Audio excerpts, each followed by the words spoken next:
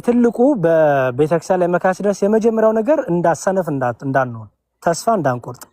ኦኬ አባቶች እንዲያላረጉም አያርጉ ላያረጉም ይችላሉ በነገራችን። ምክንያቱም መጽሐፍ ቅዱስ እንደሚናገረው የተመረጡት ራሱ ገና ይስታሉ ተብሏል።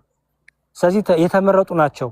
እገሌ እኮ እንዲህ ነው የምትሉት ገና ይስታል፣ ገና ይክዳል። የዛን ሰዓት ምን ልትሆኑ ነው? መጽሐፉ አስቀድሞ ነግሮናል። መጽሐፉ ከነገረን ውጪ እየሆነ አይደለም ያለው። መጽሐፉ የነገረን ነው የሚሆነው። እንዲሁም መጽሐፉ በነገረልህ ገና እየሆነ አይደለም። እውነቱን ለመናገር ጌታ ምንድን ያለው? እነዚህ ሁሉ የምጣር መጀመሪያ ናቸው ነው ያለው። ገና ዋናው ምጡ አልመጣም። እቺ እንደውም ትንሿ ናት እኮ እኛ ገና የተጻፈው እኮ እየሆነ አይደለም። ገና ጥቂቱ ነው የሆነው። አባቶቻችን መቃብር ላይ ደን ይቅር በሉን የምንልበት ጊዜ እኮ ይመጣል። ገና ይፍቱኝ አባቴ የምናጣበት አባቴ ጸልዩልኝ የምንልበት ያ ሁሉ ጊዜ ራሱ ገና መቃብራቸው ጋር የምናለቅስበት ጊዜ ይመጣል። የሚፈታን አባታተን ማለት ነው፣ ወይ የሚባርከን አባት የሚያጸናን አባታተን ገና የተመረጡ እስኪሱ ድረስ ገና ፈተና ይበዛል። ስለዚህ ምንድነው የኛ በዚህ ውስጥ ምንድነው የምንማረው? ምን አተረፍን ከተባለ ከእህትና ከወንድሞቻችን ጽናትን እንማር። እለት እለት ሲታረዱ እኛ እንድንበረታ ነው። እለት እለት ሲገደሉ እያለቀስን ክርስቶስን እንድንይዝ ነው። እያለቀስን መስቀሉን የሙጥኝ እንድንል ነው። በከንቱ አልሞቱም። ኦኬ ከኛ ግን ምን ይጠበቃል? እቺን ተናግሬ ልጨርስ። ከኛ የመጀመሪያው እንዳልኩት ንስሐ። ምክንያቱም ጌታ ቀኑ እየቀረበ መሆኑን መምጫው እየቀረበ መሆኑን እነዚህ ምልክቶች ላይ ተዘጋጁ ተብለናል። ስለዚህ ከኛ መዘጋጀት፣ ንስሐ መግባት፣ ራሳችንን ማስተካከል፣ ራሳችንን ጊዜያችንን መጠቀም። ሁለተኛው ግን መቼም ቀኝህን ለመታው ግራህን ስጠው የሚለው መቼም ይገባቸዋል ማለት ነው አይደል? በሚስቴን ልጄን ሊገል የመጣ ሰው ካለ መቼም ቆይ በዚህ በኩል ይሆንልህ፣ በዚህ በኩል ቀኝ አንገቴ ነው፣ በዚህ ደግሞ ግራ አንገቴ ነው ማለት አይደለም። ኦኬ ሚስትህን፣ ትዳርህን፣ ልጆችህን፣ ቤተክርስቲያንን አይንህ እያየ ላቃጥል የመጣውን ሰው አንተ አዋቂ ነህ፣ አስተዋይ ነህ። ስለዚህ ምን ታረጋለህ? ትታገላለህ። አይሆንም፣ ሚስቴን አትነካም፣ ልጆቼን አትነካም፣ ቤተክርስቲያን አትነካም ብለህ በቆምክበት ስፍራ ሆነ ትታገላለህ። በቃ አሁን ያለው ይሄ ነው ባይዘወይ። ኦኬ ለዚህ ነው አቅመቢሶችን ሄደው የሚገሉት፣ አቅመቢሶችን ሄደው የሚያጠቁት። ባይዘወይ ገዳይ እንደገደለ እኮ አይቆይም። ታውቃላችሁ፣ የሚገድል ሰው እንደገደለ አይቆይም። በዓለማችን ላይ ሲገሉ የነበሩ ሰዎች ወይ ራሳቸውን ገለው ሞተዋል፣ ወይ ደግሞ ሰው ገላቸዋል። በቃ ገዳይ ሁሌም የገደለው ደም ሲያሳደው ነው የሚኖረው። ልክ አቤልን ገሎ ቃል አላገኘ ማለት ነው። ተቅበዝባዥ እንደሆነ ሰላም ያጣ እንደሆነ ሲቅበዘበዝ ጊዜውና እድሜው እንዳለፈ። ስለዚህ ገዳዮች ለጊዜው ነው እኮ ባይዘው ጀግና የሚጫወቱት። እነሱ ይሞታሉ። ገዳይ እንደገደለ አይቆይም። አንዱ ይገሏል። እግዚአብሔር መቼም ሁሉ ወደ ንስሐ እንዲመጡ ስለሚታገስ ለሁሉም ጊዜ እድል ይሰጣል። እምቢ ላለ ግን መጽሐፍ ቅዱስ እንደሚናገረው ሶሎሞን የሚገርማችሁ ነገር ከእግዚአብሔር ፍቃድ ውጭ ያን ሁሉ ሴቶች ሲያበዛ ጣዖት ሲያመልክ እግዚአብሔር ማን አስነሳበት ነው የሚለው? ሌላ ንጉስ አስነሳበት። ሰለሞንን የሚያረግ የሚቀጣ ሰለሞንን የሚያሳድድ ሰው አስነሳበት እግዚአብሔር። ግን እግዚአብሔር ይታገሳል መጀመሪያ። እግዚአብሔር ግን ታግሶ ዱላውን ካነሳ፣ ቀንበሩን ጅራፉን ካነሳ ግን ወዮልን፣ ለነዛም ወዮላቸው። አይተነዋል። እግዚአብሔር ሲቀጣ ጅራፉን ሲያነሳ አይተነዋል። ስለዚህ ቤተክርስቲያናችንን እንጠብቅ። ቤተክርስቲያናችንን ባለንበት ቤተክርስቲያን መጠበቅ ሲባል ምን ማለት መሰላችሁ? አጠገቤ ላለው ሰው ክርስትናን መንገር፣ አጠገቤ ላለው ሰው ወንጌልን መንገር፣ እምነቴን ማጽናት፣ ሌሎቹም ወደ እምነት እንዲበረቱ ማጽናት። ኦኬ ሁሌም ለእግዚአብሔር ቃል መትጋት። ይሄ ቤተክርስቲያንን መጠበቅ ይባላል። ባይዘው ካዙ ቤተክርስቲያን ሲባል ህንጻው ብቻ አይደለም፣ እኛም ቤተክርስቲያን ስለሆነ። ሌላው ደግሞ ራሱ ሚስጥራትን የምንፈጽምበት፣ ጥምቀት የምናገኝበት፣ ቁርባን የምንቀበልበት ህንጻ ቤተክርስቲያን ደግሞ መጠበቅ። ምክንያቱም እነዛ የሚያርዱን ሰዎች አላማቸው በፊት ቤተክርስቲያን ማቃጠል ነበረ። አሁን በይፋ የተናገሩት በቪዲዮአቸው ምንድነው? አናቃጥለውም፣ እንዲሁም ቤተክርስቲያን እያቃጠልን የራሳችንን ቤተ እምነት ለመገንባት ገንዘብ የለንም። ስለዚህ ቤተክርስቲያን አናቃጥለውም፣ እነሱ እናርዳቸዋለን፣ እንገላቸዋለን፣ እሺ ያሉትን እምነታቸውን እናስቀይራለን፣ ቤተክርስቲያኑን ግን እንቀይረዋለን ወደ ራሳችን ቤተ እምነት ነው ያሉት። ለምን ወጪ እናውጣለን ለህንጻ ብለው ማለት ነው። ስለዚህ እኔ አሁን ባለውበት በአሜሪካ ሀገር ኤኒቲንግ ሊመጣ ይችላል፣ አይታወቅም። ስለዚህ ቤተክርስቲያን ይጠብቃለሁ፣ ሚስቴ ልጄ ይጠብቃለሁ፣ ምዕመኑን እጠብቃለሁ፣ ግዴታዬ ነው በቃ። ኦኬ በዛ ውስጥ የሚመጣ ነገር ካለ ሁላችንም ስለ ክርስቶስ ፍቅር ስለ ቤተክርስቲያን ፍቅር ሲባል ሰማዕትነትን የምንቀበልበት ጊዜ ሩቅ አይደለም፣ ብዙ እየመጣ ስለሆነ ማለት ነው። ከዛ በፊት ግን ዝግጅት ይፈልጋል። በቃ በርቱ፣ ጽኑ። ሰማዕትነቱ ሲመጣ እንዳንሸሽ፣ እንዳንፈራ፣ እንዳንንቀጠቀጥ፣ ወጣትነታችን እንዳያሳሳን፣ ገንዘብ እንዳያሳሳን፣ ሰይፉ እንዳያስፈራን። ከዝም ብሎ እንዳትፈራ ሰይፍን እንዳትፈራ ብሎ መዘመር አይደለም። ሰይፉ ሲመጣ መጽናት ያስፈልጋል። በቃ ሰይፉ ሲመጣ መጽናት ያስፈልጋል፣ መበርታት ያስፈልጋል። ኦኬ እና እኔ ቅርብ የሰማዕታቱ ጊዜ ቅርብ እየሆነ እየመጣ ይመስለኛል። ምንም ደስ የሚል ነገር የለም እንደምታዩት። ነገ እኔና ኤርሚ ካናዳ ስለተቀመጠ እኔ አሜሪካ ስለተቀመጥኩ አናመልጥም። የጊዜ ጉዳይ ነው። በራችን እያንኳኳ ይመጣል ገና ባይዘው እንዳይመስላችሁ። ዛሬ አርሲ ምናምን ያለው ነገ ደግሞ አሜሪካ ይመጣል፣ አይቀርም። ምክንያቱም ቃሉ ሊፈጸም ግድ ነው። ይልቁንም የትንቢቱ መፈጸሚያ ያለውት ለነሱ እናዝናለን። እኛ ግን ደግሞ እንዘጋጅ። በቃ በነፍስም በስጋም ተዘጋጅተን ራሳችንን ቤተክርስቲያናችንን መጠበቅ የሁላችንም ድርሻ ነው። ነገ ቤታችን ይመጣል። አርሲ ሩቅ ይመስላል አይደል? አሁን አርሲ ቤታችን ነው።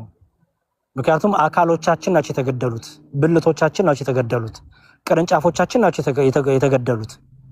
ስለዚህ አንዱ ብልት ቢታመም ሁሉ ብልት አብሮ ይታመማሉ ነው መጽሐፉ የሚለው።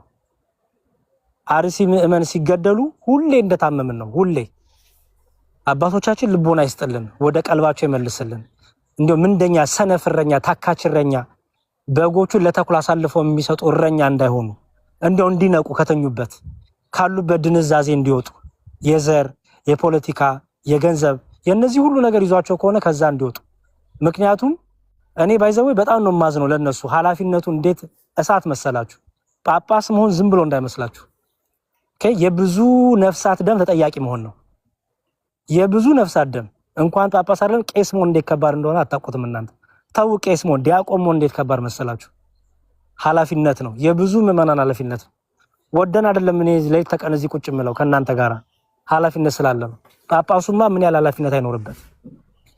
ስለዚህ አባቶቻችን እግዚአብሔር ልቦና ይስጣቸው። ለራሳቸው ጥቅም ሲሉ ይንቁልን። ለራሳቸው ጥቅም ሲሉ መንጎቻቸውን በጎቻቸውን አደራ ተብሏል። ኦኬ ወዮላችሁ ጠብቁ ተብሏል። አደራ ብሏቸዋል ክርስቶስ። እናንተን ጳጳሳት እናንተን ካህናት አድርጎ ለሾመባት ለመንጋው ለበጎቹ ተጠንቀቁ ተብሏል። ስለዚህ እኔ ለነሱ መጸለይ አለብን፣ እግዚአብሔር ልቦና እንዲሰጣቸው። እነዚህ መከራ የሚቀበሉትማ ጽናት ይሄው በጽናት እያለፉት ነው እኮ። ጳጳስ እኮ አላዩም አይደል? ሲታረዱ ጳጳስ እኮ አጠገባቸው የለም፣ ፓትርያርኩ እኮ አጠገባቸው የለም። ጳጳሱ ያስተማራቸው ትምህርት፣ ቄሱ ያስተማራቸው ትምህርት ግን ጽናት ሆናቸው። እነዚህማ በረከት አግኝተዋል። ጳጳሱ ግን ቄሱ፣ ዲያቆኑ፣ ምእመኑ፣ ሰባኪው እኔና እናንተ ግን ድምጽ ካልሆንናቸው ካልጸለይንላቸው ለሚታረዱትም ለሚያርዱትም ባይዘው ለሚያርዱትም ነው የምንጸልየው ታውቃላችሁ። ለሚያርዱትም ጭምር ነው የምንጸልየው እኛ። ምን አርግ ምህረት አርግ እያለን ይቅር በላቸው እያለን ሰይፋቸውን በፍቅር ሰይፍ ለውጠው እያለን ሰይፋቸውን እንዲጥሉ በፍቅር ልክ ቅዱስ ጳውሎስን ሳኦልን እንዳሸነፍከው ፍቅርን አይተው ሰይፋቸውን እንዲጥሉ። ሳኦል እኮ ሰይፍ ይዞ ነበር እኮ። ክርስቶስ በፍቅር ብርሃን ሲመታው ነው እኮ ሰይፉን የጣለው። ሰይፋቸውን እንዲጥሉ ለነሱም እኮ እንጸልያለን። ቅዳሴያችን ላይ እኮ የሚለው እኮ ይሄ ነው እኮ ባይዘው በባህር ስለሚሄዱ በየብሱ ስለሚሄዱ በአውሮፕላኑ በአየሩ ስለሚሄዱ በወደብ ላይ ስለሚሄዱ እግዚአብሔር ሁሉ ሰላም ወጥቶ እንዲገቡ እንጸልያለን ትላለች ቤተክርስቲያን። ለሚበድሉ ደግሞ ይላል ለበደሉ ለሚበድሉ ወንድሞቻችንና እህቶቻችን ለነገስታቱ ለመኳንንቱ ለሹማምንቱ ሁሉ እግዚአብሔር ምህረትን ጥበብን እንድትሰጥ እንማልዳለን ያልኩ ቤተክርስቲያን ጸልያለች። ያው ወደ 2000 ዓመቷ ነው ስትጸልይ። ለጠላቶቿ ጸልያለች ቤተክርስቲያን። ለሚያርዱት ጸልያለች ቤተክርስቲያን። ክርስቶስ ነው ምሳሌዋና መስራቿ። ይሄ ማለት ግን ጅላጅል እንሁን ሞኝ እንሁን ማለት ግን አይደለም። ስለዚህ ራሳችንን እየጠበቅን ቤተክርስቲያናችንን እየጠበቅን ለሚመጣው ነገር እንዘጋጅ። ቤታችን እያንኳኳ ይመጣል እንዳይመስላችሁ። ተንደላቀ መኪና ስለነዳ አታመልጥ። ባህር አሻግራ አሜሪካ ስለመጣው አላመልጥም። ምክንያቱም የክርስቶስ ነኝ። የክርስቶስ እስከሆንኩ ድረስ ሰይጣን ሁሌም ይልካል። አጋንንት አውሬው ሁሌም ይልካል። ገና በየቤታችን ያንኳኳል። የጊዜ ጉዳይ ነው። አርሲ ብቻ አይደለም ክርስቲያን ያሉት በዓለም ሁሉ ተበተነን ያለ ነው። በዓለም ሁሉ የተበተኑ ክርስቲያኖች ላይ መከራ ይመጣል። በዓለም ሁሉ የተበተኑ ክርስቲያኖች ላይ ጭንቅ ጊዜ ይመጣል። ስለዚህ እንዘጋጅ፣ እንጸልይ፣ እግዚአብሔር ምሕረትን እንዲያደርግ አርሲ ላሉ ወገኖቻችን እግዚአብሔር የሚጠብቅ መልአክ ሚካኤልን ገብርኤል እንዲልክላቸው ከዚህ በላይ መከራ እንዳይበዛባቸው ደግሞ ጸንቶ ያለፉትንም የነሱ በረከት ይደርብን። ገዳዮችንም እግዚአብሔር ልቦና ይስጥልን፣ ወደ ልቦናቸው ይመልስልን። እምቢ ብለው ግን ለኛ ከሆኑ ግን ቀጭ ነውና እግዚአብሔር ደግሞ ቅጣቱን ያቅበታል፣ ፍርዱን ለሱ እንሰጣለን። ኦኬ እኛ ግን በሃይማኖት በምግባር ያጽናን። ይበቃኛል፣ ብዙ አወራው እና ቤተክርስቲያናችን ይጠብቅልን። በርቱልን፣ እንበርታ። እኔ ግን መምህር ምናልባት ያን ያክል እንኳን ትልቅ ክህሎት እንደሌለኝ አውቃለሁ። መምህር የሚሰማኝ ግን ልናገር እንዴ? አይ እንዳትናገር። አሁን እንድናገር ካልክ ራሱ በቃ ታስታውቃለህ ምን ልትናገር እንደሆነ። አይደለም ያማል፣ እውነት ለመናገር አዎ ያማል፣ ህመም አለው፣ ስሜት አለውና ምናልባት ልናገር ማስበው መጽሐፍ ቅዱስ ላይም ቢሆን እንደ ልቤ የተባሉ ዳዊትም እንኳን ተዋግቷል። አዎ እውነት ለመናገርና እንዲያውም ደግሞ እስራኤልም ተዋግቷል። እንግዲህ እስራኤል ያዕቆብ የይስሐቅ አምላክ የተባለ እንግዲህ እነሱም ተዋግተዋል ሃይማኖታቸውን ለመጠበቅና ከህዝቡ ላይ አንደኛ ነገር ያን ያክል ከውስጣቸው የገባ የወንጌል አስተምሮ ወይም ደግሞ ያንን የተማሩትን ነገር ከልባቸው አለመጠበቅና ነፃ ፍቃዳቸውን በመጠቀም ሁሉም ሰው ከእግዚአብሔር የተርቋል። አንደኛው እንደ ቅጣት ይቆጠር። ሁለተኛው ግን እኔ አሁን ሰው እየሞተ ዝም ብሎ ይቀመጥ በሚል ደረጃ እኔ ብዙም ይሆን እኔ እንዳልበሰልኩ አውቃለሁ ነገሮች ላይ ምናምን፣ ግን ባነበብኳትና በትንሿ መረዳቴ ነው። እንደውም እኮ መጽሐፍ ቅዱስ ላይ እንደሚናገረው ጳውሎስ ወንድም ወንድሙን ካልወደደ እግዚአብሔርን አይቶት የማያውቀውን እግዚአብሔርን እወዳለሁ ቢል ውሸት ይሆንበታል ይላል መጽሐፍ ቅዱስ። እርስ በርስ ያለው የወንድማማችነት ክፍተት ዛሬ ላይ ለሚመጣው ችግር አጋጥሟቸዋል፣ ደርሶብናል ብዬ አምናለሁ። እውነት ነው። ለዛ ነው ወንድም አይዋደድም፣ ትክክለኛ የእግዚአብሔር ቃል የለውም ለመናገር ፈለኩት እሱ ነው። አየህ አሁን እንደራጅ ህብረት እናድርግ ይባላል፣ ግን ገና ውስጣችን ታውቀዋለህ የኛን ነገር ቶምን ለመንፈሳዊ ነገር ለዓለማዊ ነገር እንኳን እኮ እኛ አበሾች ኢትዮጵያን ተሰባስበን እኮ አንድ ላይ መስራት ማንችል እኮ ነን። እኮ የታወቀ ነው። እንደ ቂመኞች እንደሆነን ዘረኞች እንደሆነን አንዱ ለአንዱ እንዴት መቃብር እንደምንቆፍር እኮ የታወቀ ነው። ለዚህ ነው አየህ ቅድም ምን አልኩ፣ እንደዚያ ነገር ሲመጣ መንፈሳዊ ህይወታችን ላይ እንስራኩ። ለዛ ነው መንፈሳዊ ህይወታችን ላይ ከሰራን አንድ ለመሆን ቀላል ነው። ምክንያቱም እረኛውም አንድ ነው፣ መንጋውም አንድ ነው የሚሆነው። አሁን ችግሩ የዘረኝነቱ የፖለቲካው እንደ በቃ ይሄ ገሌ አማራ፣ ገሌ ኦሮሞ፣ ገሌ ትግሬ፣ ገሌ ፋኖ እያልን እኛ አይደለን እንደምንባለው፣ እኛ አይደለን ወንድሙን የሚያሳደው፣ እኛ አይደለን እንደ ወንድሙን የሚንቀው። መቼ በዓላማና በልብ በቃል ተገናኘን? መቼ ክርስትናው በለጠብን? መቼ መስቀሉ በለጠብን? መቼ መስቀሉ ሰማያዊ ህይወታችን፣ መቼ ዘረኝነታችን የበለጠው አይደል? ኦኬ። ስለዚህ የቤት ስራ ስላልሰራን በቃ ለጠላት ተመችተናል፣ ክፍት አድርገናል ሁሉን ነገር። ኦኬ ለዚህ ነው እየደጋገመ ብዙ ነገር ይመጣብን። በቃ በራችንን ክፍት አድርገናል። ኦኬ ዝግት አሁን አስበው ግብጽ ሀገር ክርስቲያኖች በጣም ጥቂቶች ናቸው። ባይዘወይ ግብጽ ሀገር በጣም ብዙ የእስልምና ተከታይ ነው ያሉት፣ በጣም ጥቂት ናቸው ግብጾች አሚን ክርስቲያኖች፣ የአረብ ክርስቲያኖች ነው ግብጽ ሀገር ያሉት። ግን የሚገርም አንድ ቃልና አንድ ልብ ነው ያላቸው። በጣም ባለጸጋ ናቸው። ፋይናንሻሊ በጣም ብር አላቸው። ፋይናንሻሊ የተደራጁ ናቸው። ብዙ ፕሮጀክቶች፣ ብዙ ካምፓኒዎች፣ ብዙ ኢንዱስትሪዎች አሏቸው። በጣም ስትሮንግ ናቸው። አየህ ኦልሬዲ እነሱ ጋር አንድ አርጎ ያዛቸው ክርስትናቸው ነው። እኛ ጋርስ ኑ ስትል ቆይ እስቲ አንተ አማራ ነው ኦሮሞ ይልሃል። ኑ ስትል አንተ ፋኖ ነህ አንተ ትግራይ ነህ ምናምን ይልሃል ማለት ነው። አየህ የሆነ ኮሽል ደግሞ ለምንድን ነው ዝም የምንለው? ለምንድን ነው ማንደራጀው ይልሃል። መጀመሪያ እግዚአብሔር እኮ በዚህ ህብረት ውስጥ እንዲገኝ እኛ መቼ አንድ ልብ ሆንለት? መቼ ወንድሜን አፈቀርኩኝ? እኔ ወንድሞቻችን እያሳደጋል እንዴ? አንተ እኮ የሚገልንን የሚያርደንን ነው የምታየው አይደለ? እኔ አንተን ወንድሜን እያሳደርኩ አይደል እንዴ? ቁጭ ብዬ ያንተ ፎቶ ሰቅዬ የምሰድብ ከሆነ ቲክቶክ ላይ አንተ ፎቶ ዘግዝቄ ዛሬ ረግጧለሁ የምል ከሆነ ክርስቲያን ወንድሜን ማለት ነው አንተን ከሚያርዶ ሰው በምን ተናነስኩኝ እንዴ? ስንቱን እኮ አርደነዋል እኮ እኛው ራሳችን፣ ስንቱን ወደገናችን አርደነዋል። ስለዚህ እግዚአብሔር ደግሞ በዚህ አይታለልም። ባይዘው እግዚአብሔር የሚሸነፈው ልባችን ንጹህ በማድረግ ነው። እግዚአብሔር የሚሸነፈው ዝቅ ብሎ ትሁት በመሆን ነው። እግዚአብሔር የሚሸነፈው ሁሌም ክርስቲያን ሆነን ክርስትናችንን አስቀድመን በአንዲት ቤተክርስቲያን አሃቲ ብለን ስንሰባሰብ ነው። የዛን ሰዓት አየህ ለመደማመጥም ጉልበት ኃይል ለማግኘትም ለመደራጀትም ክርስቶስ እኮ ሐዋርያትን ምንድን ነው ያላቸው? በኢየሩሳሌም ተግታችሁ ጸልዩና ጠብቁኝ ያላቸው መንፈስ ቅዱስ ክትቀበሉ ድረስ ነው ያለው። ከቤቱ እኮ አልወጡም ሐዋርያት። አንድ ልብ አንድ ቃል ሆኖ ይጸልዩ ነበረ።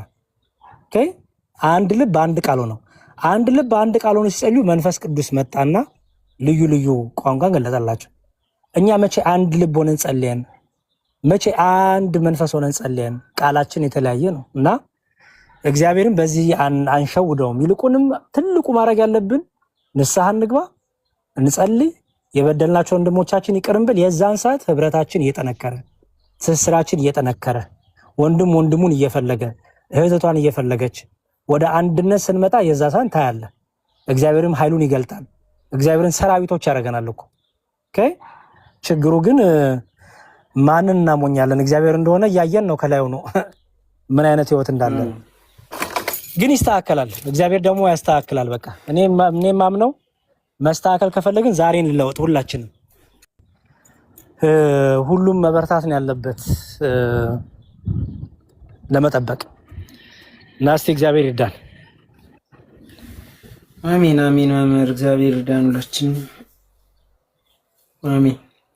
እንግዲህ የኔ ሀሳብ እንደዛ ነው። ምናልባት እኔ የተረዳሁበትን ወይ ለመናገር የፈለኩበት ያው ህብረት ከማጣታችን አንድነት ያው ከኔም እኮ እዚህም ሀገር መጠን እንኳን አናርፍም። እውነት ለመናገር ውጭ ሀገር መጠን አሁን በብዙ ነገር ራሱ ስንተያዩላ እንደዚህ ዳር ዳር እያልን የምንሄድ ምናምን በቃ ለመገናኘትም ለመተያየትም ተፈራርተን በጥላቻ በዘረኝነት ስራ ቦታዬን ነግሬያለሁ የሆንኩትንም ራሱ እና በዛ ደረጃ ነው ሰው እንትን እያለ ያለና ይሄ ነገር ደግሞ እውነት ለመናገር እዚህም ሀገር አይተሃል አይደለ? ውጭ ሀገር ለሚመጡ ሰዎችም እንኳን በጣም እንዲቆዩ ሌት እንዲሆኑ ነው የተደረጉት። በሌሎች ግን በ8 ወርና በአንድ ዓመት እንዲመጡ እባካችሁ ፈርሙ ብሎ በቲክቶክ ላይ ተሰብስበው የአስተያየት እየሰጡ ነበር። ችግር ሲደርስብንና እጃችን ላይ ሲገባ ነው ነገሮችን መረዳት የምንጀምረው። አሁን እየመጣ ያለው ነገር ግን ቀድመን ብንደራጅ የተሻለ ነው እያልኩኝ በኮሚኒቲም ደረጃ መጀመሪያ ስትገባ እንዳየኸው በኮሚኒቲም ደረጃ ተደራጅተን አንድ እንሁን። ሌሎች ኮሚኒቲ ፈጥረው ራሳቸውን እንዴትና የት ወስደውታል። እኛ ከታችን ያለን እርስ በርስ የተሰዳደብን ምናምን ብዬ እናገራለሁ። እይታዬ ጥሩ ይሁን መጥፎን ያላቅም፣ ለሰው ግን እንዴት እየተሰማው እንደሆነ አልረዳውም። እግዚአብሔር ለሁላችን ልቦና ይስጠን። እኔ ሌላ ነገር አለን ማስተያየት መስጠትም አልችልም እውነት ለመናገር። አሜን አሜን። እግዚአብሔር ይርዳን። በቃ እኔ ለወጣ ነው። ትልቁ ነገር እንጸልይ። አሁን ከመተኛታችን በፊት ሁላችንም ጸሎታችን እናድርስ፣ እንበርታ፣ አርስ ያሉትን እናስብ። ባገኘነው ሚዲያ ፕላትፎርም ሁሉ ድምፅ እንሁናቸው። መከራቸውን ሀዘናቸውን እነሱ እድል አግኝተው አልተናገሩትም። ስለዚህ አንደበተኛ እንሁናቸው፣ መከራቸውን እንናገር፣ እንመስክር፣ ግን ደግሞ እንማርባቸው። ምክንያቱም ነገ ይመጣል እኛ ላይ እንዳልኩት። ሁለተኛ ደግሞ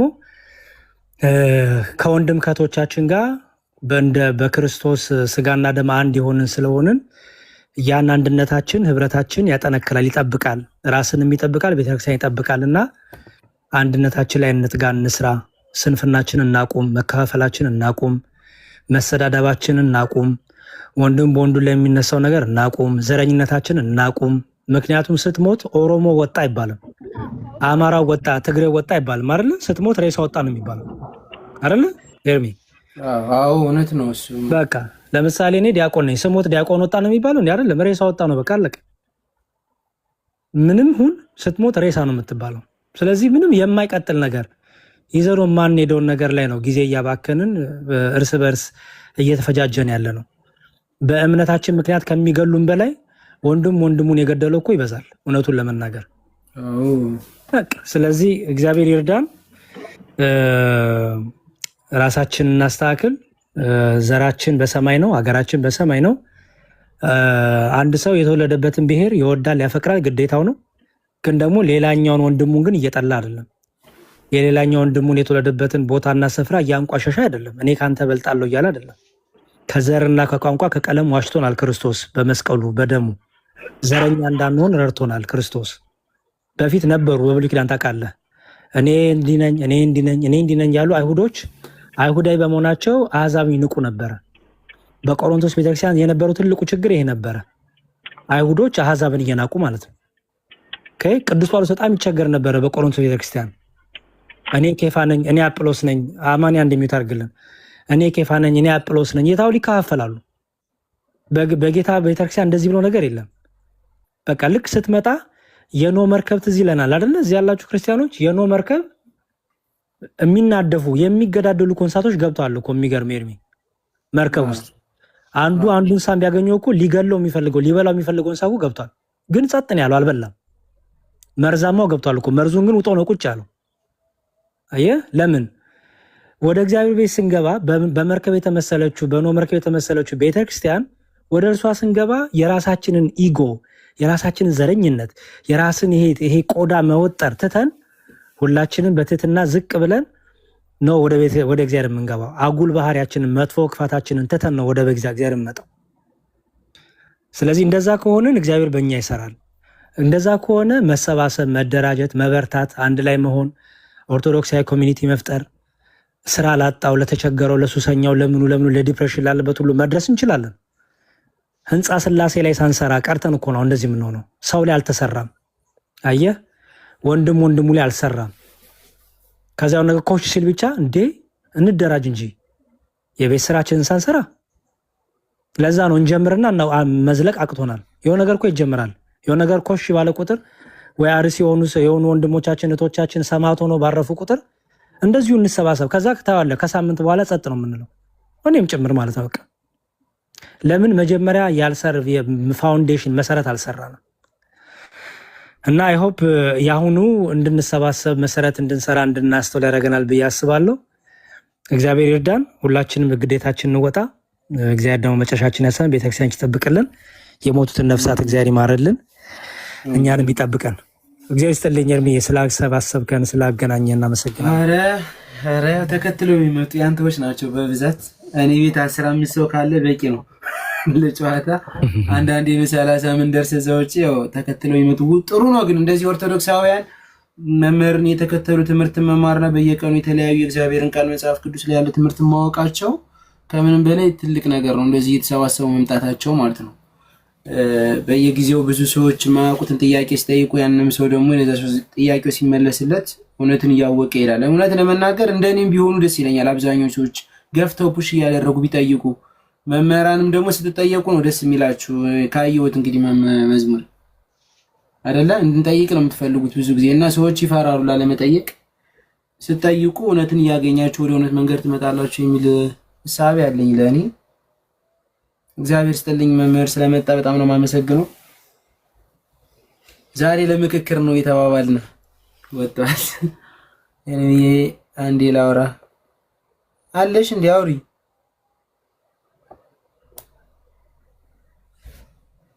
አውሪ ነው መምህር ብቻ የምታወሪ?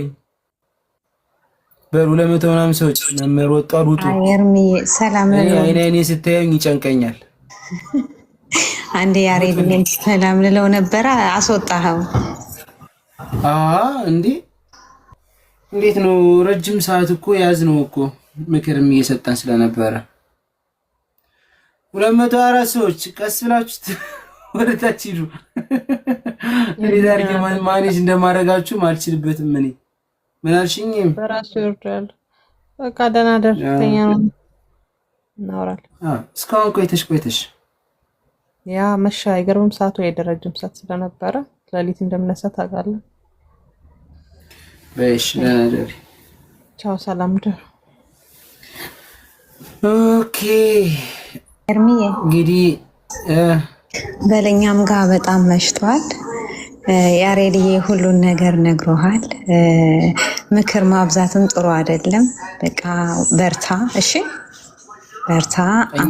እኔ እነሱ ያው ከዚህም እንማራለን፣ በውስጥም እንደዋወላለን። ያለውን ሁኔታ ከእግዚአብሔር ጋር የሚያገዝ ያለበትን ነገሮች እያገዘ ነው። ጠይቁ። እኔ በብዛት አሁን የምናገረው ነገር ጠይቁ ነው። ኦርቶዶክሳውያን ካላችሁ እንጠይቃለን። እሱ በጣም ነው የሚረዳ። አንተን ብቻ ሳይሆን ሁሉንም ኦርቶዶክሳውያንን ነው የሚረዳው። ግን እንደ እህት ደግሞ እንደ ታናሽ የምነግርህ ኤርሚዬ አንዳንዴ በብዛት እዚህ ቲክቶክ ላይ ብዙ ሰዓት ከምትቆይ ዩቲዩብ ላይ አሁን አላቅም የምትልበት ጊዜ አይደለም። ዩቲዩብ ላይ ስለ ኦርቶዶክስ ትምህርት መማር ትችላለህ። ይሄ የኛ በጣም ሰነፎች ነን እኛ።